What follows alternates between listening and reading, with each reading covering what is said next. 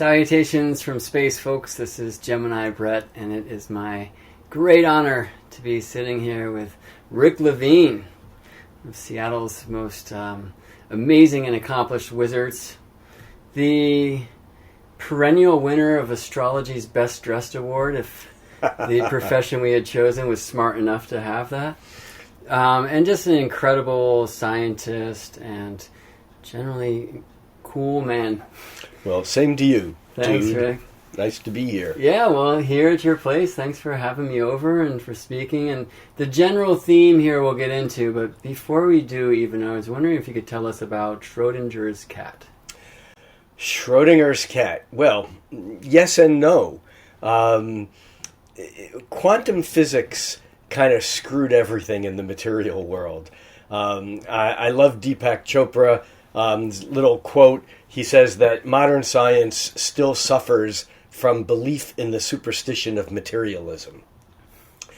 And at the turn of the 20th century, when scientists began to delve into the subatomic realms, and we're talking here what's normally called the Copenhagen group, and this is Niels Bohr and Schrodinger and Heisenberg and Einstein and Madame Curie and a bunch of other amazing scientists, they began to find things that didn't make any sense. And they were freaked out because they were scientists and they were discovering that at the subatomic level, the universe didn't obey its own laws. And one of the things that came out of it was this thing that we call Schrodinger's cat. Schrodinger was one of the Copenhagen scientists, and it's the idea that certainty has been replaced by probability. We don't know what we thought we once knew, and the question became, if you have a subatomic particle that's emitting light, like radioactivity, at any given moment, there's a half-life, meaning that at a certain time, half of the radiation will have occurred. But no one knows when. It's like waiting for lightning to strike. You don't know. You know it's going to strike, but you don't know when and where. So Schrodinger's cat was a kind of a mind game that Schrodinger came up with that basically said you can't know whether you put a cat in a box with a piece of something decaying, like radium or uranium. And the concept is that if the uranium sends out a particle, it kills the cat. Now, you can do all the math you want to predict whether the cat is dead or alive. But from a quantum physics standpoint, the cat is said to be in an indeterminate state of being until you look at it. And it's the act of looking at it that then determines whether the cat was dead or alive. Mm-hmm. And so this is now called Schrodinger's cat, or the paradox of Schrodinger's cat. And that is that often we don't get to judge whether something has happened or not, even though it was in the past, until we look at it in the present, as paradoxical as that sounds. And remember, Niels Bohr, the guy who was kind of credited with coming up with the understanding of quantum physics, the leader of the pack, if you will, he once quipped, "Quantum physics is not stranger than you think. It's stranger than you can think." Yeah, I often express this experiment in readings, and I modify it a little bit. Instead of the uranium, I'll say that you pump in a gas and it's 50% oxygen to help the cat live in the box, or it's 50% poison and then it's lights out. And then the question is the cat dead or alive? And from quantum physics, the answer seems to be both, right? That until you open the observation, you've actually created parallel dimensions, one in which the cat lives and one in which it does not. And then it's the observer, when it opens the box, that sees this cat. And we may be getting ahead of ourselves, but it's the same concept that feeds what we now refer to as the particle-wave duality. Is light a particle or is light a wave? Like Schrodinger's cat, you don't know what state it's in until you look at it, and the wave, for the moment you look at it, becomes a particle. It's the act of observation that creates the reality. Oh, I guess it's a good time for this. My favorite response I've had to my question in a reading of, is the cat dead or alive, is someone says, it's alive. And I try to say, well, no, it's actually, it could be dead or alive, until it's like, no, because I decide it's alive. And it's a really interesting perspective of this idea that we are kind of consciously co-creating our reality. And I think that's maybe a wonderful basis of what we're here to talk about astrologically today, because we're looking into this phenomenon that's aligning now, that is the Saturn-Neptune-Square. Yeah, this whole idea of co-creating reality is a bit it's interesting and a bit misleading. I think that the more reality unfolds according to our own individual plan, the more likely we are to believe or to think that we're co-creating reality, because the ego likes to take responsibility when things are going according to what its plan is. However, if we're in situations or people that we know that have a life that just simply is not going the way they want, they might say, well, no, I'm not co-creating reality. I'm responding to reality that's in some ways not within my creation or co-creation. It is an interesting concept. And yeah, I do agree, however, that in some ways it's not what happens to us, it's how we react or respond to what happens to us that creates the future. But even that thought has its limitations, because if a 500-pound rock lands on you, you don't get the luxury of deciding how you're going to respond to it, perhaps other than in thought in that split second. Although some would say that split second might feel like an eternity for you, but who's to say until the rock is falling? But there's another side of this, speaking of the quantum mechanics and this new physics that's really been around for some time, and we depend on it for so many of the modern technology inventions we have, and yet it would seem kind of the dominant scientific mind or mindset is still a very mechanistic worldview. And, I have a hard time saying that's the Newtonian physics, just because Newton was such an astrologer and mystic. Well, actually, he was a mystic, but he wasn't an astrologer. There's a bit of...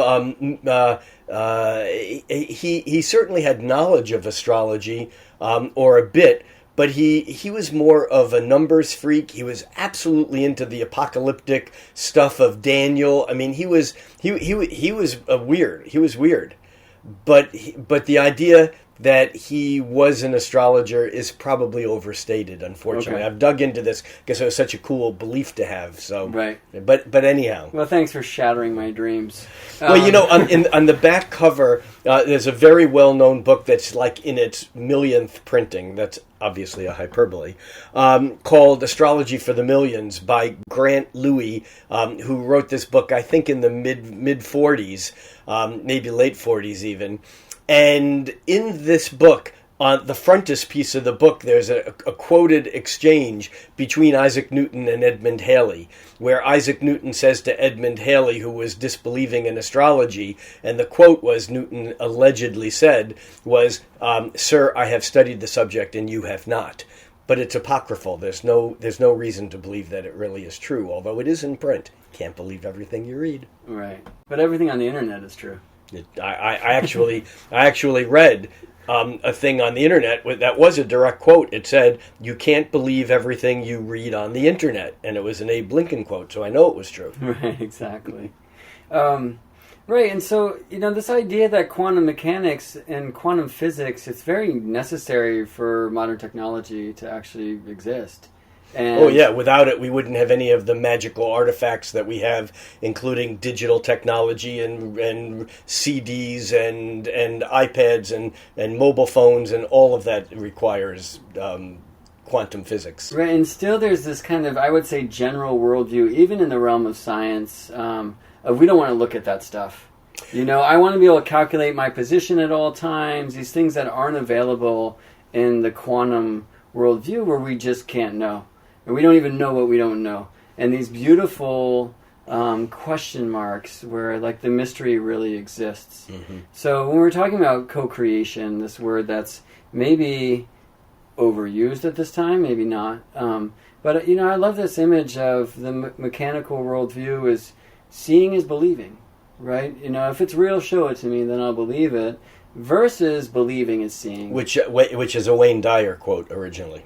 believing is seeing. Believing is seeing. Right, and that's much more of this kind of quantum idea of like, well, that's, and the cat is alive, right? So if I really put my focus on that, then when I open the box, the cat lives, just as we can actually, from like the some experiments with quantum number generation, random number generators, right? If they spit out 0 or 1 randomly, but if you sit there and you think 1, 1, 1, 1, 1, 1, 1, then it's going to start leaning past the 50%. Robert John, the Princeton 1, Engineering right? Anomalies Research Center, the name of the book is Margins of Reality, that describes the experiments that were done at Princeton that show that there is a mind silicon chip interface that defies the mechanical laws of science. And my understanding is the more people you have kind of sitting there thinking 1, 1, 1, the further from 50% it's going to lean as well, right? And these are the guys at the Noetics Institute. Well, actually, the work, Robert John's work, was originally done at the Princeton Engineering Anomalies Research Center, called PAIR. And his book is called it's called Margins of Reality, and it was years of research around this. But yeah, Noetic, the Institute of Noetic Sciences, has taken this further. And if this isn't weird enough for you yet, folks, let's talk about astrology. Well, let's before we make that leap, let's talk about how weird that work at Princeton became, because what they discovered was what you just talked about is absolutely true. The mind thinking can affect a mechanical number generator on a piece of gallium or silicon. But even weirder is that they can totally randomize this, run the experiment, 2 days later have a group of people randomly pick odd or even, focus on a number, then look at the experiment and see that Schrodinger's cat's throwing ones because that's what they were thinking 2 days later.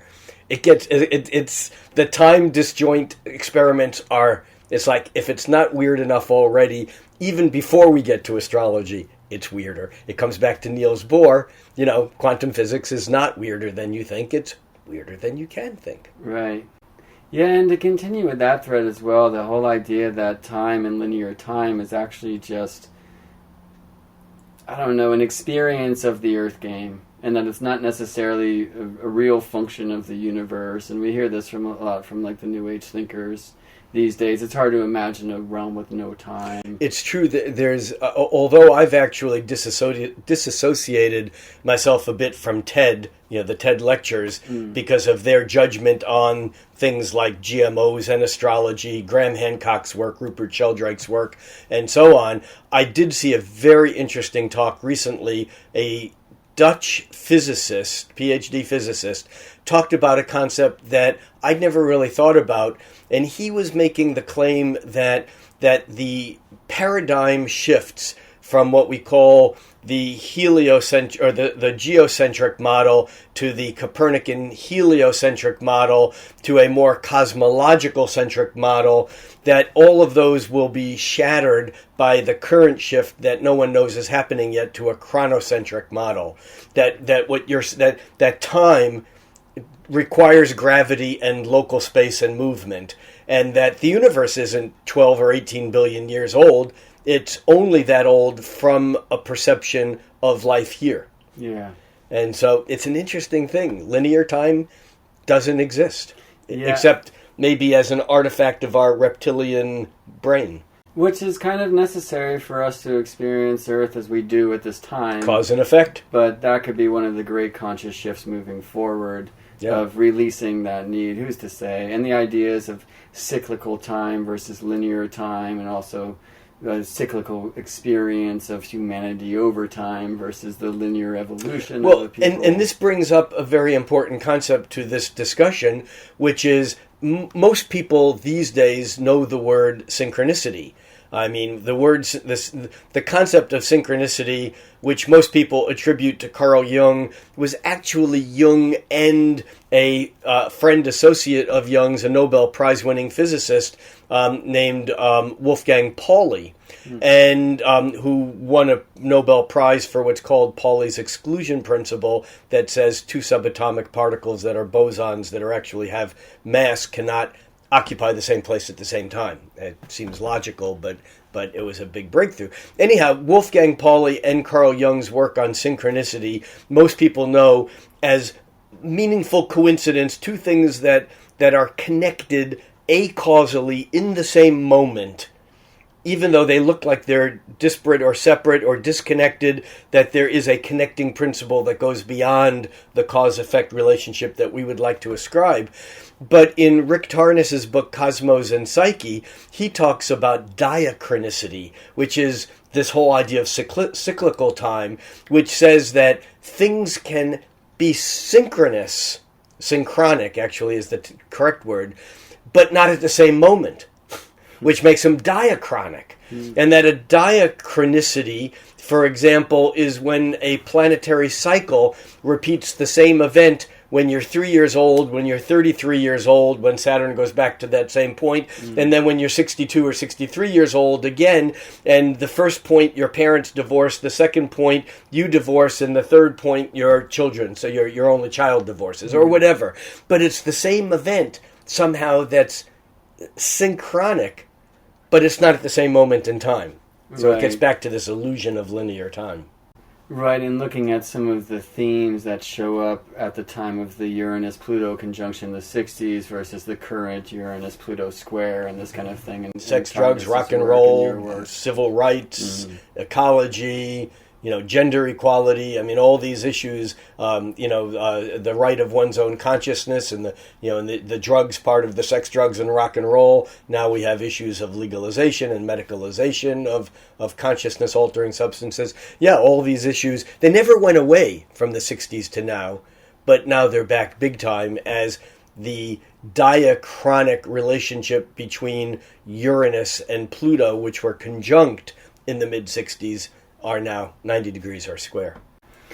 Yeah, and so before we take this from time to space, though they must be the same, or at least somehow particle to wave, time to space. I would offer one more thought form, which is in the idea of seeing is believing versus believing is seeing. You brought forth this idea that, okay, right, the co-creation of your reality is all well and good if you're actually living according to the plan. But some would say I've actually really intentionally put my plan forth and therefore I'm creating it. But the other side of that is this idea that if we do literally co-create our experience, then if you're living in a worldview that's totally mechanistic where that is not possible, what you're actually doing is you're so good at co-creating your reality that you're creating a reality where it's impossible to co-create your reality. Do you see what I mean? Where you don't know that you are. Right. Yeah. Right. The paradoxes. And so let's journey through this web of space-time out into the cosmos and take a look at Saturn and Neptune. So an astronomical and astrological happening that has us waxing so mystically is Saturn-Neptune-Square, which, for those of you new to this art form out there, means that Saturn, where it is now in the zodiac, is square or 90 degrees from Neptune. And as Saturn and Neptune will change directions, retrograde and direct over the course of the next year in 2016, actually we just had our first one on Thanksgiving Day, 2015, we have 3 of these exact alignments. And a square is often suggested to be an exchange of planetary energies that can be tense, that can be resolution through conflict. And these energies of Saturn and Neptune are really rather different characters. So, Rick, could you tell us who is Saturn and who is Neptune? And who is square. Right. Or what is square. Because in some ways, talking about a square is actually talking about Saturn. There's a thread of continuity that may be more than we can fit into this short interview that says nodes, squares, and Saturn all have the same principle of giving us the illusion of something that holds space and is real. That squares in ancient astrology are considered to be afflictions. They're considered to be negative because they're not fun. But there's that old adage that everyone who's ever done any athletics or has worked with a trainer knows, and that's no pain, no gain. And I'm not sure that's always the case, But there's something about dynamic conflict that creates a situation where even at a cellular biological level or at a creative intellectual conceptual level, that we go to work and we do something that opens up new channels or new ways. You see, squares are totally unstable. They're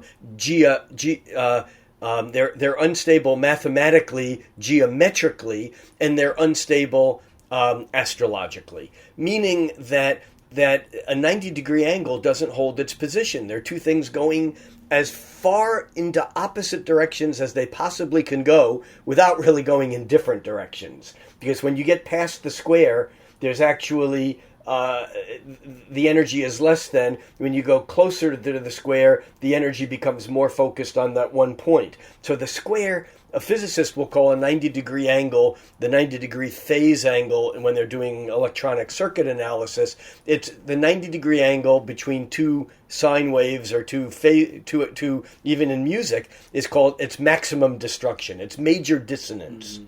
But with that dissonance, we go to work to stabilize things. And what happens is that the world of structure that we live in is actually an artifact of nature trying to stabilize stuff from disappearing. The Saturn is symbolically and astrologically is the planet of structure. And if you think of the symbol of Saturn, it's a cross, like the cross of Christianity, with a backwards S hanging off it. And you can think of the S almost as a sine curve. It's the animation, it's the motion, it's the waves. But the 90-degree angle of Saturn actually predates Christianity, and it is a mathematical representation of what is called the cross of the material universe. When two things intersect at 90 degrees, they create a node. A standing point. You throw two rocks in a pond, they ripple outward, and as the energy ripples outward, the energy looks like it's moving away from the center, and where those waves cross, they create points that don't move. The energy continues to move, but those points hold still, and they generate out waves of themselves. Called interference patterns. Now, the thing is that the entire physical universe is a result of interference patterns. You can go back and read the Vedas and talk about Maya, which is the veil of illusion that makes us think that what we're seeing and what we're experiencing is real. But it's not real. It's an illusion. And the illusion is that things have solidity. And the solidity is that these high-frequency electromagnetic waves are intersecting at 90-degree angles, creating nodes that make something seem like it's real. That's Saturn. Right, and I would add that Saturn, historically to the ancient times, is the edge, the last visible planet. It's the limit. It's absolutely it's the outward bound of the circumference. Right. And you can't go any further out than Saturn. The symbol of Saturn looks like a backwards ST. It's T backwards S. And in the English language, that symbol predated the English language. And if you look at the ST words in the English language, they're structure, status, austerity, constriction, resistance, test, austere. It's all crystallized. And yet that ST linguistically is the limit, so that you're nice, but she's nicer, but he's nicest. The stop, start. Right. Saturn is the limit. You can't get any bigger than biggest, any smaller than smallest, even first and last. The exactly what you said, is the limit. Right. And Saturn is the container until we began to develop technology that said, the material world isn't the only thing out there. And what's interesting is that there was a scientist in the 18th century named Lavoisier who is credited with discovering oxygen. I remember this from grade school, realizing that this guy took a candle and a bell jar and lit the candle and weighed the bell jar. And then as the candle was extinguished, because there wasn't getting more oxygen, the weight was decreased, even though nothing could escape. And Lavoisier basically hypothesized that there was this invisible substance called oxygen, something that generates, fire. And I thought, cool, this guy discovered oxygen. But it never dawned on me that something bigger happened. He was the first scientist to ever prove that things that are real can be invisible. Right. It's like, duh. I mean, we moderners have such a bizarre bend that we don't get what some of these major breakthroughs really were. But anyhow, Saturn is the limits of perception until we develop technology. Bucky Fuller once commented that 99% of scientific research at the end of the 20th century was being done in areas of universe that were invisible. And let's think 1781, this is William Herschel with modern technology, with the telescope, finds a comet, but it's not a comet. They track it for some time, and it's a planet. It's a new planet. It's outside of the last visible planet. It blows people's minds. And he names it George, right? Which That's right. a very Saturnian thing. Unfortunately, that broke. But what's so fascinating to me, I mean, the same guy, William Herschel, found or maybe rediscovered infrared using the prism. Mm-hmm. So two examples where we have technology pushing us out, expanding the human experience beyond the limits of our senses. I mean, the discovery of Uranus doubled the real estate of the known local little world that had existed forever. I mean, ancient man, human, knew about Saturn's rhythm. But once you moved out past Saturn, nothing existed that moved. It was different. And so inside, the infra-Saturnian, Saturn, Jupiter, Mars, Venus, Mercury, Sun, Moon, this all had life and animation and movement. But out beyond that was still. Like the solstice. The it's not moving. And this breakthrough, like you mentioned, Rick, of and the invisible becoming real in a sense with Uranus and what's and then happening Neptune at and that Pluto. time Yeah. with the Industrial Revolution, the American Revolution, the French Revolution. So this revolutionary quality and of electricity. Uranus. And I mean, you had Hertz and Faraday and Ben Franklin. I mean, he wasn't out flying a kite just to fly a kite. It was like, what is the universe made of? And no one ever quite put together that lightning somehow was related to a mysterious force that made a dead frog's nerves twitch when voltage got the galvanic response. And so the hot exploration of that time was trying to understand these invisible forces. And as an interesting aside, we moderners associate Uranus with electricity, and electricity was hot at that time. But we also associate Neptune with magnetism because electricity is like a spark. It's measurable. You can see it when it occurs. It's now. And it has a very definable, boundary, so to speak. Magnetism is more elusive.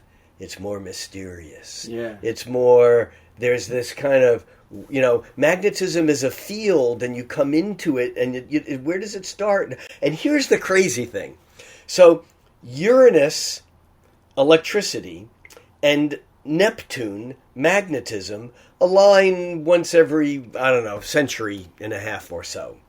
And they aligned exactly in 1820, 1821. I may be off a year here. We weren't preparing for this talk.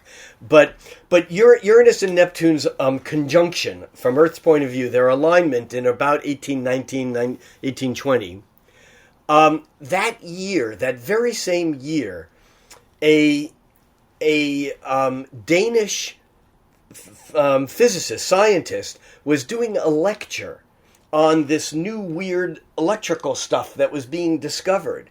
And in front of a group of students, he had a he had a wire with a voltmeter and a battery. And he took the battery out and he showed that there was no electricity running around it until you put the battery in. But he took a magnet in his hand and he ran the magnet back and forth over this circuit with no energy in it. And as he did, the voltmeter registered. And it was the big question of that time is there must be some relationship between these two invisible ultra-Saturnian, non-perceptible energies, electricity and magnetism. And while the planet of electricity was lined up with the planet of magnetism, Hans Christian Ørsted went electricity, magnetism, and electromagnetism was coined at the Uranus-Neptune conjunction. Right. Again, you can't make it up this good. A sidetrack, but an interesting one. Well, yeah, definitely interesting. The three conjunctions, by the way, 1821. 1821. And this is before Neptune was discovered, because this is 1846. Yes. And what amazes me about this, and is so telling about the Neptune energy, is that while it was seen with the telescope, first it was mathematically calculated of where it should be. Right, because we were noticing, I believe, gravitational perturbations on the orbit of Uranus. Yes. And so we could tell where the activating agent was, and then aim the scopes there and Neptune. Its entanglement with Uranus, we are all connected. Yeah. Right, and there is that energy of merging with Neptune. And so Saturn is the old limit. I mean, in a way, before Uranus was discovered, maybe the wall and the gate. But when Uranus was discovered at this time of revolution, now it's the breakthrough and Saturn is just the fence, you know. And here's Uranus that breaks us out and takes us to the Neptunian space, which has this energy of merging, this kind of foggy, hard to put your finger on. I mean, I think... Easy to put your finger through. Easy to put your finger through, right? I mean, Rob Hand once said, it used to be said that Saturn was reality and Neptune is illusion. Right. Whereas it may be that Neptune is reality and Saturn is the illusion there is one. Yeah, that's... Good line. And the endless contemplation there. So if we're looking at particle wave, Rick, and it's unfair to say one is one and one is the other, but wouldn't you say Saturn has more of this kind of particle feature and Neptune a little more wave? Look, the idea of Saturn as particle, as node as particle, as the square as a particularizing force in the universe, I think is all very, very important. We could talk for hours on that. We could talk about the etymological relationship between Saturn and Satan, and that Satan is simply the fallen light, Lucifer, and that, as Bucky Fuller described to Albert Einstein, that matter is really gravitationally trapped light.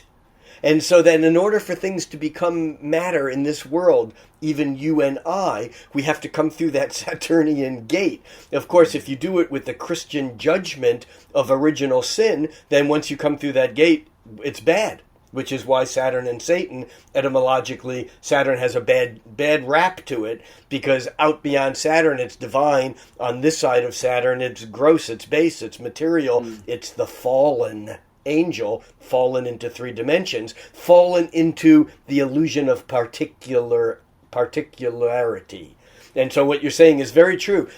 Saturn is very much the particular nature, or the illusion of the particular nature of the three-dimensional world, and Neptune is very much the waveform, the quantum field of uncertainty, as Deepak Chopra might say. In old astrology, Saturn is a malefic. He's a bad guy, especially if you're born at night. I mean, mythologically, castrated his father, but for his mother's sake, ate his children, you know. But also we're told that Saturn ruled over a golden age by these same myths and was this great god of agriculture. So we see the sickle with the hourglass and Father Time, and we're usually seeing that kind of grim reaper, but it's also a symbol of agriculture, of the harvest of bounty. Because it's Chronos, it's anything that has to do with the apparent regularity of time. It's not Kairos. I mean, this minute is not the same as that minute. But a minute is a minute. And the difference between those two ways of looking at time are Saturn, Chronos, and Kairos.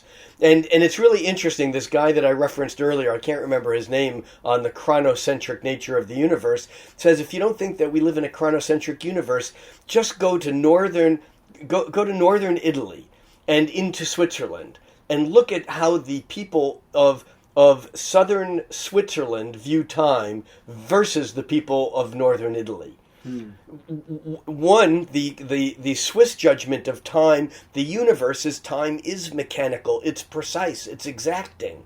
In Italy, it's more kairos than chronos, and that is, yes, there's a clock on the wall, but if I'm feeling it's Einstein explaining relativity by saying that a moment of your hand on a hot stove can feel like an hour, but an hour with a beautiful woman can seem like a minute. Right. Yeah. Or a second at that. Yeah, I spoke at a festival this summer, and it was really late night, and I got up and spoke over some music, and I was going to talk about Venus and Jupiter, because that was happening, at that time.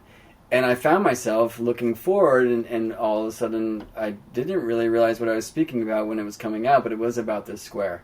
And I said, remember that time when there were words without letters, and sentences without words, and language without sentences, and these symbols, and even into telepathy, and you can take that stream all the way into space, but then there's like SATURN, SATURN, this guy comes marching through, and he's like, but you love words, and you love speaking and writing and reading, and it's really necessary. So what I see so much in this is, maybe the square is a little bit of a versus, but it's like the dream Neptune versus so-called reality Saturn. Yeah, so here's the deal.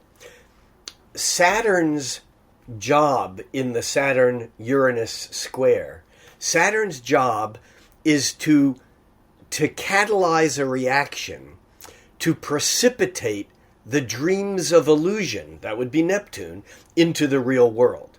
So we have these dreams, these fantasies, and remember, an illusion is not something that's untrue. An illusion, Freud's definition, is simply something based on wish fulfillment. In fact, William Blake wrote, "What is now real was once only imagined."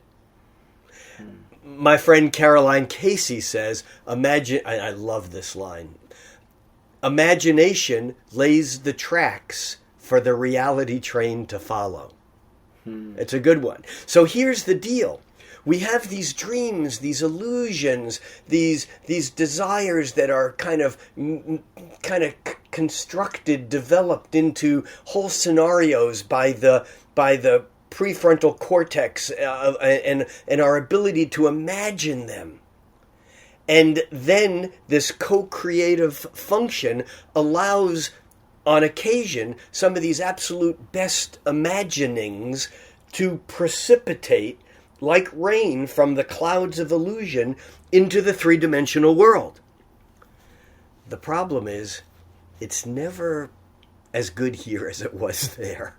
I maybe shouldn't say never, but the magic becomes gross. It becomes base. I don't mean gross as bleh. I mean it becomes the substance. Another word, substance. When things are Saturnianized, they become real, and the real in an imagination, anything is possible. And so the Saturn, the Saturn square to Neptune, part of its function is to help us become disillusioned. Oh, there are so many words that don't mean what we think they mean. We think, oh, it's horrible to be disillusioned. No, it's horrible to live in illusion. Because if we're living in illusion, we don't know the difference between what's here and what's there. And so when an illusion becomes real, it's disillusioned. It's real. And there's this dance that Saturn, we think of Saturn and Neptune as being so different, and in some ways they are, but it's really just about where the limits are. What's liminal, what's subliminal, what's supraliminal. And that dance when Saturn squares Neptune kind of brings us to the edge. We talked earlier a little bit before we began recording. I was saying that my favorite way of describing the Saturn-Neptune square these days is by calling it, or looking in our lives, where the alembic is leaky, the leaky alembic. alembic, alembic, is a word that I assume it's Latin, and the alchemists would always have the reaction of whatever it is that's being transformed, whether it's the lead into gold, which is really an image for this world of gross three-dimensional, base reality, into pure light consciousness, think Saturn into Neptune again. But in order for the reaction to occur, it has to be contained, otherwise it just dissipates. And so the alembic is the glass bowl that normally you see with these long tubes coming off of it that contains the reaction. And that if a reaction is contained, then it happens. Otherwise, it dissipates. So Saturn is the container. And Saturn, it's like a relationship where there are commitments, or a marriage, or a job commitment. That becomes a container. And without and we can complain, oh my God, I don't want to do this, or I have to do that, or I committed to do this and that. But it's the container that allows us or forces us to have the discipline to learn what we need to learn, to do what we need to do. So the dance between Saturn and Neptune, in some ways, on one hand, it's the illusions precipitating into reality. But on the other hand, it's reality leaking into the realms of illusion. And so part of the dance is to look in our lives and to see where we have leaky alembics, where the containers that we have made in our lives to help us do things, to accomplish things, to learn, where those containers perhaps need plugging or need work. Because if the container is not sound, if it doesn't have integrity, then we're not going to be able to manifest the full level of whatever the reaction is. And as long as we're talking about Neptune, remember before Uranus, Neptune, and Pluto were discovered, when Saturn was the limit, the thing that pushed up against the limit, that allowed us to grow right to the edge, was Jupiter. Jupiter is a big gassy planet, and we can think of it like a balloon blowing up, And as Jupiter gets bigger and bigger, the ideas get bigger, the mundane thoughts become philosophies. We think about how far we can take something, but Jupiter always has to answer to Saturn. Yeah. Jupiter cannot go outside the realm of Saturn. Neptune is just Jupiter escaped from Saturn. It's all Neptune is. Neptune and Jupiter are one and the same, but Neptune just can... It's like if you blow up the balloon too far, Jupiter's balloon too far, it's going to pop. Neptune's balloon, the gas fills whatever space is given. It just keeps going and going and going. That's why Neptune and Jupiter are associated with Pisces. Neptune and Jupiter are the same. One just doesn't have to answer to Saturn's alembic. Yeah, so this idea of rulerships and kind of ancient and modern rulerships, and this is an astrological term for those who aren't aware of them, but I mentioned a little bit earlier, or I guess I didn't, but that Saturn as the wall, but then also the gate. And Saturn in the old days ruled both the signs of Capricorn, which to me is the trunk of the tree, and then Aquarius, which is the branches reaching into the heavens. Ooh, good image. I like that. And when Uranus came about, then it was like, oh, you're so freaky, you spin on your side, the electricity, the revolution, like you are that reaching out kind of thing. And Saturn, you just be the structure now. And when Neptune was discovered, Pisces was kind of handed from Jupiter's territory to Neptune, because Jupiter in the old days was both Sagittarius and Pisces. And when Neptune was discovered, then Pisces was given to Neptune. And as long as you're doing this, we should also just mention that the third situation there was Scorpio, which was related to Mars being the ruler of Aries and Scorpio. And when Pluto was discovered, Pluto was given to Scorpio, so Mars lost its passion. Right, It lost its watery connection. Exactly. And my last podcast, I have a podcast called the StarryTelling Podcast, and I told about Frey, this Norse god who gives his sword for the girl, for Gerd. And it was in response to evidence of running water having been discovered on Mars. And what's he crying about? crying about having Scorpio stripped from him. Yeah. And I sometimes wonder about that with Saturn. What Saturn feel, if Saturn did feel, about, Uranus taking that half of his job in a way, or his existence, or her existence. And Jupiter, one thing I was thinking about the other day, and I'd love to just check in with you about this, was Mercury, traditionally ruling Gemini and Virgo, frames summer. Do you know what I mean? Frame summer, yeah, it does. The end of Gemini is summer solstice, and the beginning of Libra, the end of Virgo, is autumn equinox. So he frames the summer just as Jupiter frames the winter. Because the end of Sagittarius, right, is winter solstice, and the end of Pisces is vernal equinox. So Jupiter is kind of, you're going into the darkness, don't worry about it, you're going to make it through. And on the other end in Pisces, hey, you made it, we're going to be okay. Yeah. And just as you said, like, you can't have those grandiose kind of Jupiter thoughts, that new revolution, without doing Saturn. Because what do we find there in the midst of winter, but Capricorn and Aquarius, kind of Saturn's territory, right? And there's something about that when we look at this current Saturn-Neptune-Square, because they're hanging out, Saturn in Sagittarius and Neptune in Pisces.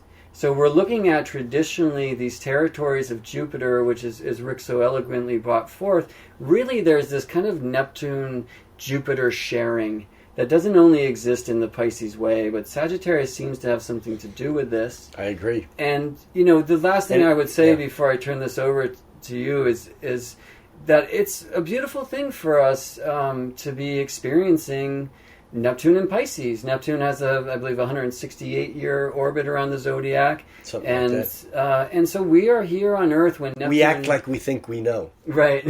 We haven't seen it. But you can't. Yeah. Right. I mean, through current mathematical calculations, which is not really a Neptunian thing, right? But either way, it's longer than a human lifetime on average. And so we are here on Earth at a time when Neptune, in a sense, is at home in the sign of Pisces. So what does it mean for Neptune to be in Pisces? And what does it mean for Saturn to be coming into Sagittarius, into this kind of other Jupiterian energy? I know exactly what Neptune in Pisces is, because as you were talking, I had the absolute, complete detail of the entire thing of how... But then I forgot. That's Neptune in Pisces. You can't language it. It's out beyond Saturn. I always think of Dr. Seuss's On Beyond Zebra. It's out beyond Saturn. You can't do it. The kid runs forward to tell you of his revolutions during the psychedelic experience, and and it's not even language. No, and it's like, no. I see. And if you do it correctly, you basically have disillusioned it, which is necessary, but it doesn't have the same magic. Something that's disillusioned is void of the magic. This is part of the whole, the age of enlightenment, which Rob Hand refers to as the age of endarkenment, which I love. Mm-hmm. But this idea of being able to scientifically know everything, Descartes basically said, if you give me enough mathematical formulas, I can know everything in the universe. It's not true, because that was at least, and I throw that into what I call the Newtonian paradigm, but it was during this age of enlightenment or endarkenment in which our quest for knowing everything mechanical also created a disenchantment of the magic of nature. And Thomas More eloquently describes this in his book, The Reenchantment of Everyday Life. There's that whole idea of the ancient traditions that are built on animism, where we forget how much language informs things. I recall Rob Hand once talking about how bad translations actually alter the meaning of things, and that one of the bad translations of the word zodiac, which was a Greek word, zoidion, which means zoo. The animals in a zoo, and the zodiac was alive. It was alive. But the Greek word that replaced zodiac was cygnus, which became sign. Signs are not alive. Signs are something that stand for something alive.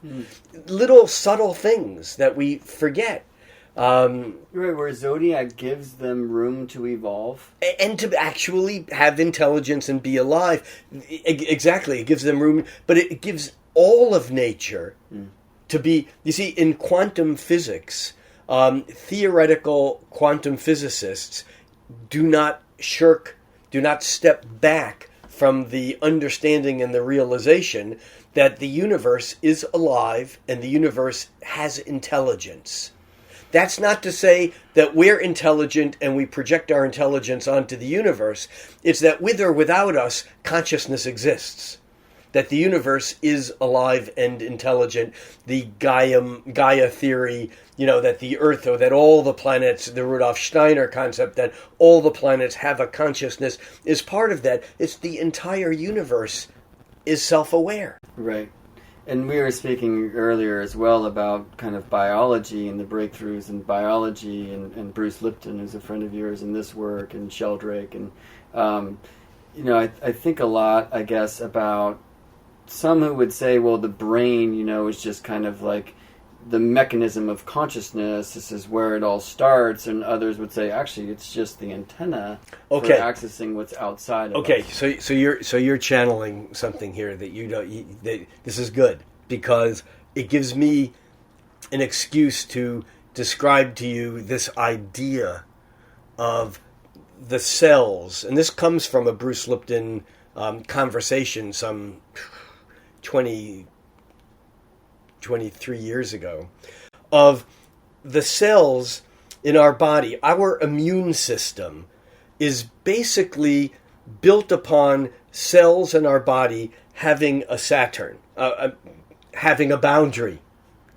That consciousness, according to Bruce Lipton's theory, consciousness originates in the cell wall.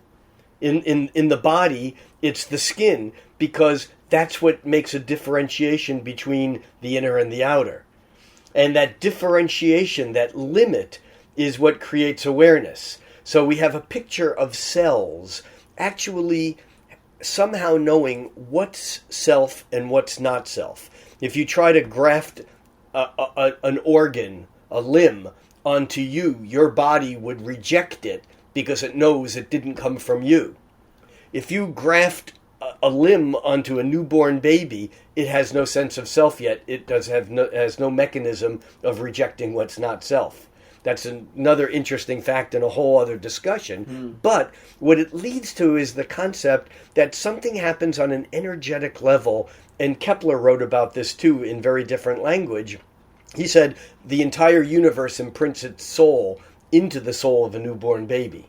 But there's something that happens that's not physical. It's musical. It's energetic. It's a hum. It's a complex array of harmonic frequencies that somehow have the body's cells all having these little micro antennae into deep space and time, receiving signals of some sort in a harmonic basis. But here's the thing.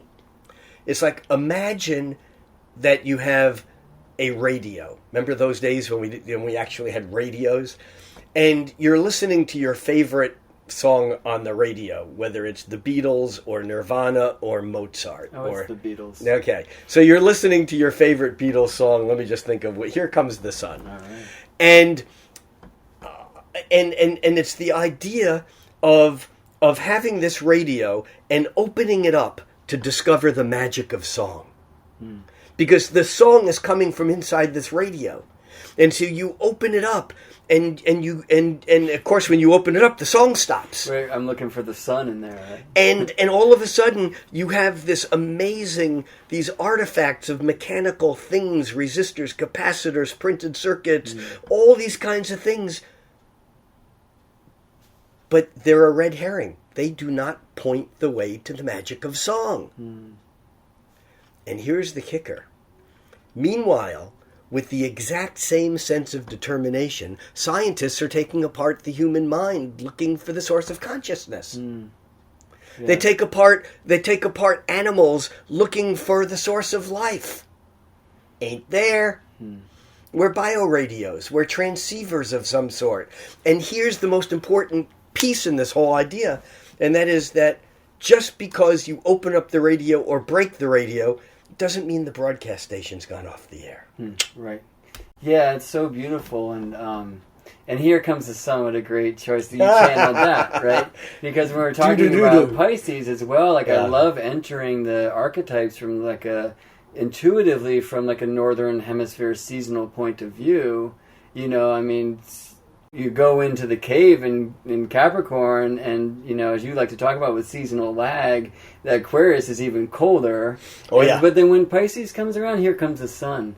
And so that I believe, you know, we can make it, that whole thread is alive. And speaking about channeling too, which is this word that we all know now, which is different than it used to be. But I love that image and how the radio came into this too, because do we get to choose what channel we're tuning into? Because we can look at the leaky alembic, you know, as a statement of this square. And we can say that water leaking out of, you know, what's necessary as a hermetic container for the reaction to take forth is the way that Saturn and Neptune aren't agreeing. But we can also say it's actually the magic that's produced in the beautiful sealed container. And on that side, well, what is the beauty of Pisces, of coming back into faith in a sense, and connecting to the higher celestial wisdom, and that which our antenna is bringing out, the song that here comes the sun, but we can't even hear it without the mechanisms and the capacitors, and that's, in a sense, Saturn in agreement with Neptune. Yeah. Right? And I think your image or your question of can we control what's coming through on our radio is really an interesting one, because this begs an entirely different conversation that we're not going to have now. But it's the question of fate versus... No, we can't. It's the question of fate versus free will. Yeah. And the idea that there is something, I like to call it the illusion of free will, because we never can know. You know, even when we exert free will, how do we know that it wasn't in the program? And, you know, we don't know. We'll never know. But the point is, there are little things I can do hour by hour and day by day and week by week and month by month and year by year that help me learn how to tune the radio. And the Sanskrit word to describe what I just talked about is yoga. Right. And I don't mean necessarily sitting and doing a particular set of physical postures, whatever type of yoga you might do. I'm talking about the word yoga, which comes from the yoke of an oxen. And it's how do we harness this incredible power? Because you can't just automatically grab hold of it and control it. Right. But if you work with it, there are things you can do that are practices. We might call them spiritual practices, but they're practices that allow us to tune. This is why I do astrology. It's why we do astrology. For many of us, it's to help our clients become. The only thing we can change is awareness. And as we become more aware, we become aware of choices and how we see things. There's this wonderful book written in the early 60s, and it's a psychology book called A Theory of Personality.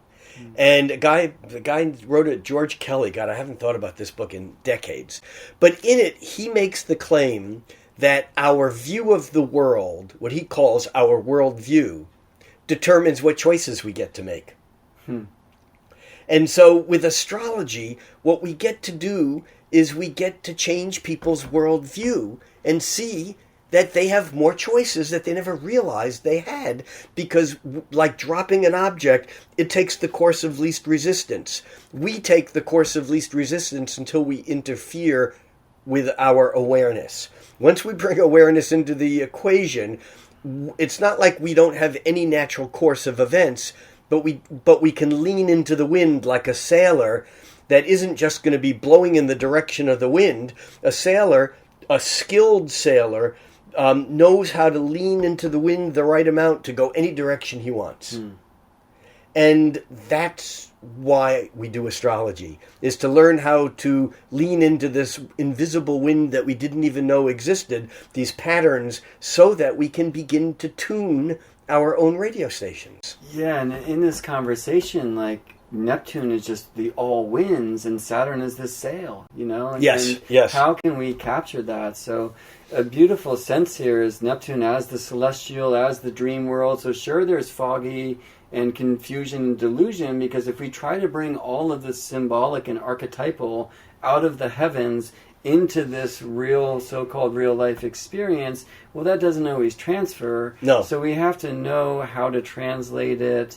You know, there has to be We also have to know language. how. We also need to know what we should even bother trying to translate. When to versus hold them and when to fold them. exactly, because there are some illusions Yes. that are better in the realm of illusion. Right, and so in ways, It's Saturn the mystery. in this equation shows us where the work is, right? I think that's true. And so Saturn and Sagittarius, could you tell us about that combination, Rick? Yeah, you know, I always think of Grant Louis as one of my favorite astrologers because he was pre-humanistic, pre-psychological. He was an English professor, and he was a smart boy and a good astrologer, and I really like his writing. And he talks about how Saturn and Sagittarius, the person with Saturn and Sagittarius would rather have, how does he say it? There's something like having the vision of having the integrity to be heading in the right direction rather than the Capricorn who's got to get there. You know, in other words, with Saturn and Sagittarius, it's not, reaching our goal is not important. It's not even necessary. It's just necessary to be aimed in the right direction. So that, because Sagittarius is about things that are far away. And Saturn is about the steps that we take. Again, it's the real world stuff. And so I think Saturn in Sagittarius is about forming a long-term vision and looking beyond the end of our nose and kind of seeing what the potentials and what the possibilities are. And so I think that's a little bit about Saturn and Sagittarius. But I also want to say one other thing, Brett, because you said one of the key words. It's like the old Groucho Marx, you know, you say the magic word, you know, down comes the monkey and you win $50. You said a Neptunian word that immediately made me want to stop you, but I didn't. And the word was confusion, which is certainly a word we associate with Neptune. And yet, it's another one of those words that doesn't mean what we think it means. It's like disillusionment. Because confusion, the etymological derivation of confusion means con, with, fusion, two things coming together. What's wrong with that? Yeah. You know, when we're confused, that's like with merging. And it sounds like a really cool thing until you bring in the concept of an ego, because an ego doesn't like the loss of identity. Trungpa Chogyam Rinpoche, the founder of Naropa Institute, the crazy Tibetan, who kind of did the 60s in style in a way, and a very controversial figure in Tibetan Buddhism, said enlightenment is the ego's greatest disappointment. Brilliant line. Enlightenment is the ego's greatest disappointment. So the confusion of Neptune is that the ego needs separateness. It needs Saturn. It needs that container so that I know what's mine and what's yours. And if all of a sudden Neptune comes in the form of sex, drugs, or rock and roll, and you are the walrus and I am the Eggman, and goo goo gajoob, I can't tell where I end and where you begin, then all of a sudden we are all one and we are the world, that's all great, but my ego's screaming. Because my ego doesn't want to be merged with everyone, because then I lose identity and I can't pay the rent. Right. And that's Neptune's confusion. And e pluribus unum, out of many one. But why did the one split itself into the gazillion goo goo gajoos in the first place? So we could have this experience. So is it criminal to be Brett or Rick, or should we really just do that with authenticity and go full into it? So that idea of merging... You mean back to Borg? Right, totally. Well, I'm just waiting for the monkey with the $50, so I don't even know what I'm saying until he shows up. But yeah, and this is something that you've shown in your work, Rick. Something I'd recommend everyone check out is Quantum Astrology, which is an incredible DVD that Rick made some time ago. But this idea that, this square of Neptune and Saturn, we've got to look back to when they were conjunct. I mean, this is just like the first quarter moon phase to when these two planets were like a new moon were together. And this is 1989, and it's in the sign of Capricorn, which is a really rather Saturnian piece of the zodiac or archetype anyway. So what maybe does it the mean? most Saturnian Right, piece that of they the zodiac. started there in this place that I like to call the trunk of the tree, because the idea of governance and police that's often brought forth in the astrological community, or a lot of texts.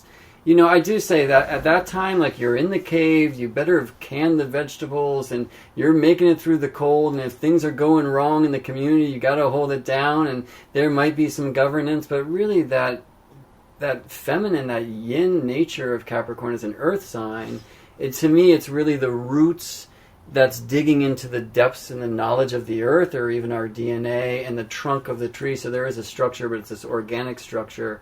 But that's where they started, in this cardinal earth, very grounded nature. And now we're looking at Sagittarius and Pisces, which are much less of a grounded imagery, right? Yeah. So I guess if we take it back to what was happening when they formed, or just what was the intent, and what's the intent of this greater cycle, which for Saturn and Neptune is about 35 years for them to go from conjunction to conjunction. Mm-hmm. And we're just a quarter of the way through it here, opening into this first quarter square. You know, what's going down at 89? What is the overall intent of this thing, and where are we in that imagery now? Well, yeah, I think that in some ways that period, it's hard to pull. One of the problems of astrology is that we look at individual cycles and we can discuss them theoretically. But I love this quote: in theory and practice are the same. In theory and practice are the same, but in practice they are not. So here's the problem. In theory, we can look back to 1989 and talk about Uranus. And we can talk about Saturn conjuncting Neptune. But the problem was that Neptune and Uranus were close together at that time. So Saturn was not only conjuncting Neptune, but it was also conjuncting Uranus, and Neptune was and Uranus was also conjuncting Neptune. And it happened over a period of 88, 89, 90, 91, 92, 93, in that whole phase. And what was real during that period of time dissolved. Neptune's only job is to dissolve the boundaries of Saturn. Mm-hmm. I say Uranus's job is to instantaneous, like lightning striking, to shatter. Uranus's job is to instantaneously resolve an irresolvable opposite. In other words, like in a storm, you have negative and positive ions. A warm, wet air mass, which is negative ions, and a cold, dry air mass, which is positive ions. And they say communication works things out. Well, sometimes communications just make the tension go greater and greater. And so during a storm, you have the communication, like rubbing something on a cold day with wool. You're building a charge. And that charge builds and builds and builds until it can't resolve. And when it's irresolvable, at that moment, the lightning strikes. And that lightning striking, that's Uranus instantaneously resolving the irresolvable tension. However, Neptune's modus operandi is different. Neptune is not interested in that electrical spark of instantaneous resolution. Neptune's job is to look at the hard edges of Saturn and just begin to dissolve them. And there are a few primary Neptunian substances. The ocean, oil, alcohol. Those are primary Neptunian substances. The ocean, everything on this planet has crystallized, Saturn, has crystallized out of this primordial ocean. Just like our individual consciousnesses have all crystallized out of some sort of primordial metaphysical soup of consciousness, So Neptune is the ocean. The ocean everything eventually will wash back into the ocean, whether it's the seas of the earth or the seas of consciousness. There's one sea. It all comes and goes from there. Neptune is also alcohol. Because if water doesn't dissolve it, alcohol will. You see, water melt. You take salt or sugar and you mix it with water, and you dissolve the crystal structure. But if there's dirt on something and you put water on it and you can't clean it off, then you use alcohol. Because alcohol will melt things, it'll melt the apparent structures of Saturn in a way that water can't sometimes. In fact, if we drink alcohol, it does the same thing. It makes the structures, the hard edges of the boundaries, not so hard. The stop sign, which is a good Saturn, the stop sign says, slow down. If no one's around, you just keep going. So alcohol takes away the hard edges. It dissolves the hard edges of Saturn.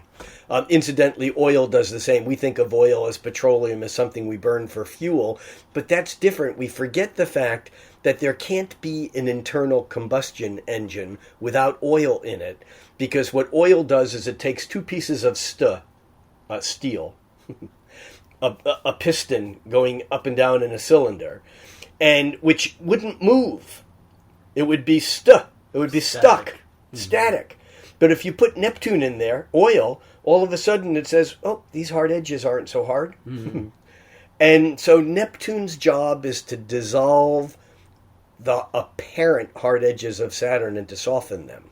So again, with this square, we come back full circle to the idea that it works whenever you have planets doing two planets working in a conjunction, a square, a trine, an opposition, a sextile, a septile, a kitchen tile, an infantile, whatever. I call them the X-tiles. Mm-hmm. Whenever you have two planets that are engaged harmonically, they're working in two different directions. Saturn is disillusioning Neptune and making the dream real. And Neptune is dissolving the hard edges of Saturn and animating and making the mechanical things more dreamy, more visionary.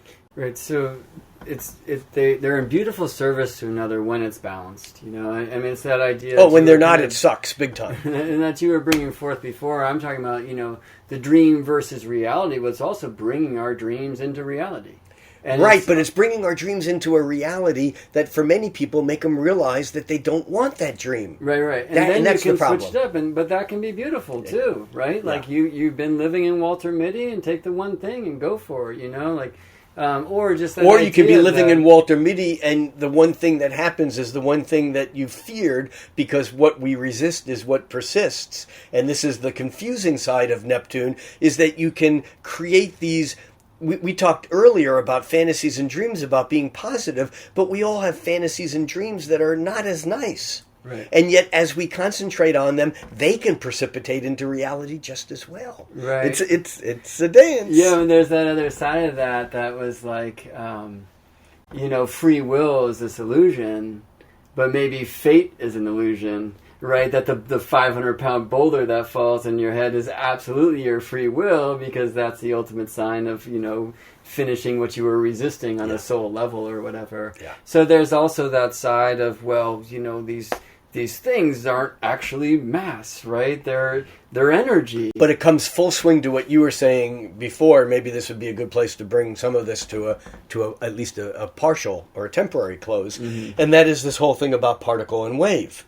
And that Saturn being particle and Neptune being wave, and that the particleness, the Saturnian, is an illusion.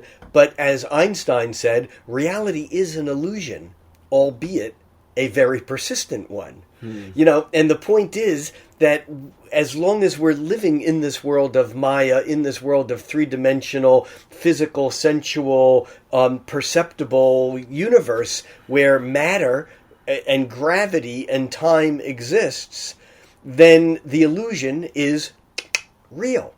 And so as Neptune and Saturn do this dance of structural tension, the question becomes, how do we engage this? Where do we look at things and see it being, you said, bringing them into balance, which is great. And if it was a trine, it would be much easier. But squares are harder to find balance, but they take more work. And if we do the work, that's where we get the benefits. That's where the juice comes from. Right, and where is the work? Well, Saturn in Sag, to me, Sagittarius also carries that capacity of the vision and higher truth. Are we willing to face truth, or do we want to keep living in some dream that is actually not reality? You know, and what we were talking about earlier about Saturn being opposed to where it was during the time of 9/11, that brings in some of those themes. And I mean, clearly, and if you're game, this conversation must continue in part 2. It must. Or maybe we'll have 3 parts for the 3 conjunctions, since this first one's being recorded after, about a week after the first conjunction. So, to close, Rick, I'd really love for you to bring in what you were telling me earlier about Buckminster Fuller's conversation with Einstein and E equals MC squared. But and I just want to set up our next conversation before we do, though, because when we're saying, well, it's hard to like look at Saturn conjunct Neptune in '89 because it was Saturn, Neptune, and Uranus.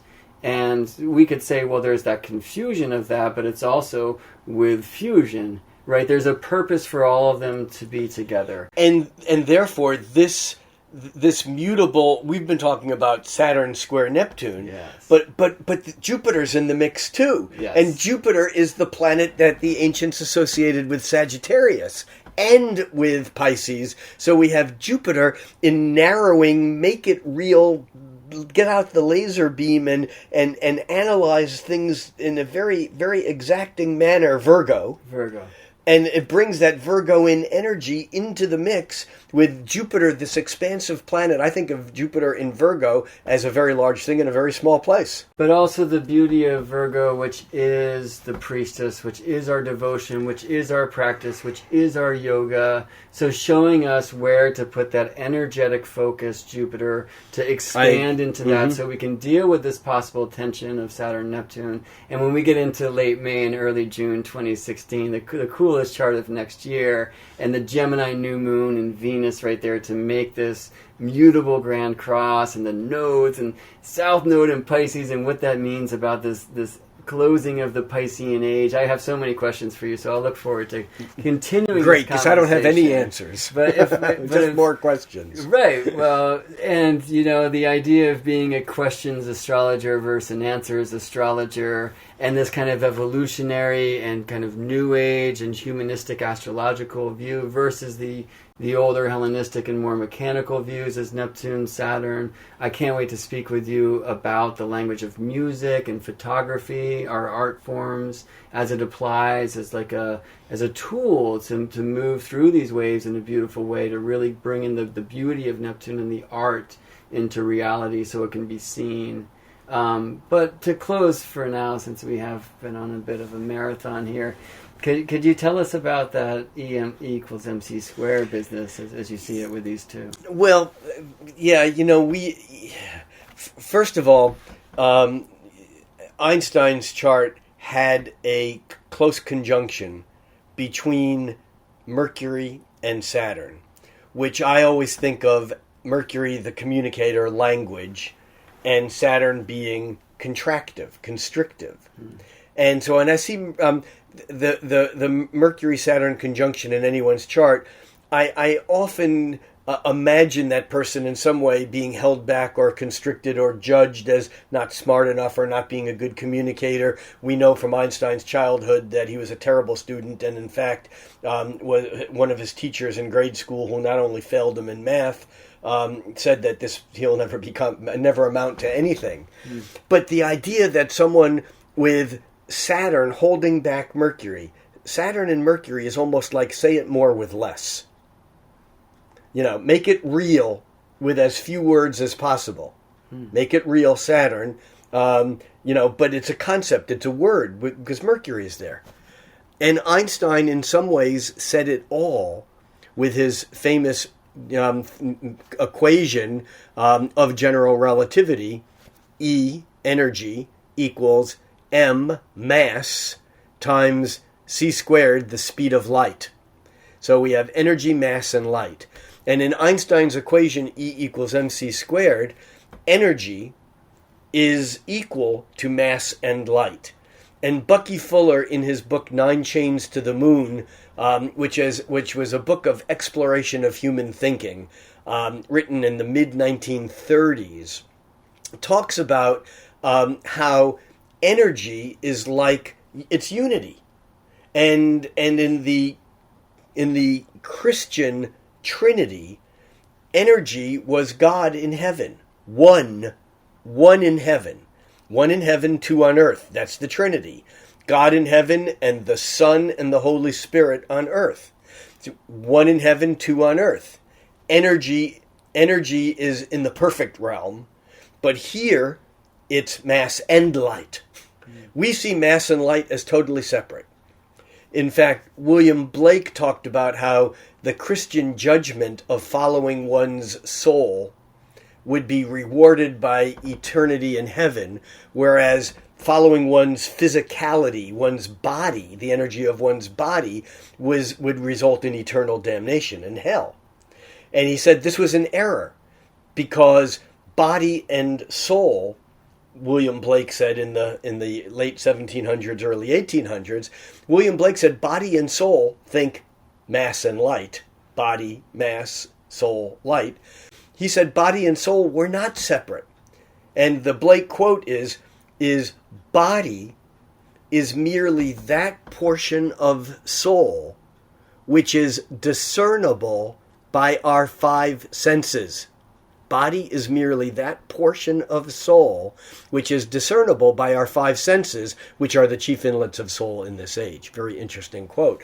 But what that means is that Blake realized that mass and light were one and the same. No scientific formulas. Einstein comes along and says, we perceive things as mass or light, as either substance or energy, particle or wave, even fate or free will. And the fact is, though, that they are one and the same. So, of course, Einstein's work through the first part of the 20th century shattered the illusion that Saturn was the container, because all of a sudden the alembic of Saturn that contained everything no longer contained everything, because things weren't just particle, things were particle and wave, not only at a subatomic level, but at all levels. Somehow these opposites were one and the same, even the opposites of mass and light, even the opposites of time and space. Space, mass, time, light. When one's physical, one's metaphysical. That physical and metaphysical are not separate from one another. That physical didn't just evolve until somehow consciousness came from it, and all of a sudden monkeys and whatever became self-aware, and then consciousness evolved. No, consciousness and physicality, metaphysics and physics, are always one and the same, whether it's a planet, a rock, a galaxy, a monkey, or Stephen Hawking.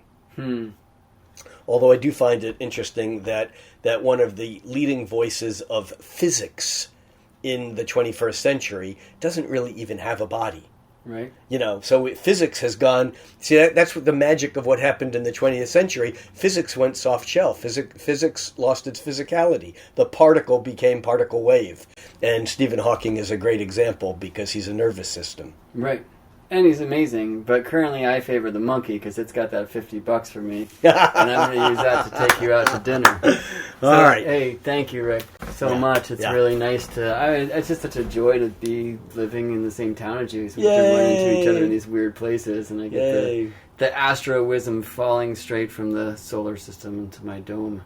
So thank you. I guess the last thing I would say, just personally to the audience, is I think there is going to be some exercise for us to be looking into during these times of our belief systems that would keep us from separating mass and light.